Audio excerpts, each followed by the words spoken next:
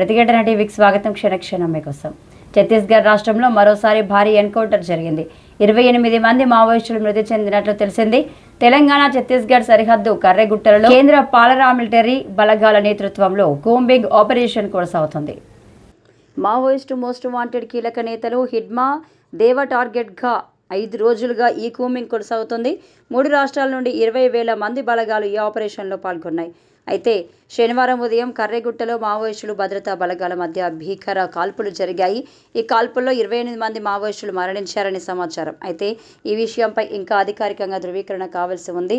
కర్రెగుట్టలో సుమారు 1000 మంది మావోయిస్టులు ఉన్నట్లు సమాచారం. దీంతో ఆ ప్రాంతంలో భద్రతా బలగాలు జల్లెడ పడుతున్నాయి.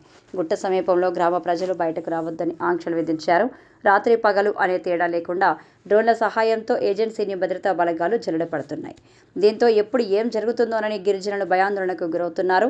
3 రాష్ట్రాల నుండి 20,000 మంది బలగాలు కర్రెగుట్టలో ఆపరేషన్లో పాల్గొన్నాయి. వీరికి 8 హెలికాప్టర్ల ద్వారా ఆయుధాలు, భోజనాలు, నీళ్లు సరఫరా చేస్తున్నారు. మరోవైపు మావోయిస్టు కదలికలను గుర్తించేందుకు ఏరియల్ సర్వే నిర్వహిస్తున్నారు. సమాచారాన్ని భద్రతా బలగాలు గోప్యంగా ఉంచుతున్నాయి. మరోవైపు మావోయిస్టులపై కాల్పులు నిలుపుదల చేయాలని నిరసనలు, ర్యాలీలు జరుగుతున్నాయి. కర్రెగుట్టలపై కేంద్ర బలగాలు దాడులు నిలిపివేయాలని, బలగాలను వెనక్కి పిలవాలని మావోయిస్టులతో కేంద్ర ప్రభుత్వం శాంతి చర్చలు జరపాలంటూ పలు రాజకీయ పార్టీలు, ప్రజా సంఘాలు, మేధావులు ఖమ్మం జిల్లా కేంద్రంలోని పెవిలియన్ గ్రౌండ్ నుండి పాత బస్టాండ్ వరకు ర్యాలీ నిర్వహించారు. అయితే శాంతి చర్చల లేఖను కేంద్ర రాష్ట్ర ప్రభుత్వాలు పట్టించుకోవడం లేదని తెలుస్తుంది.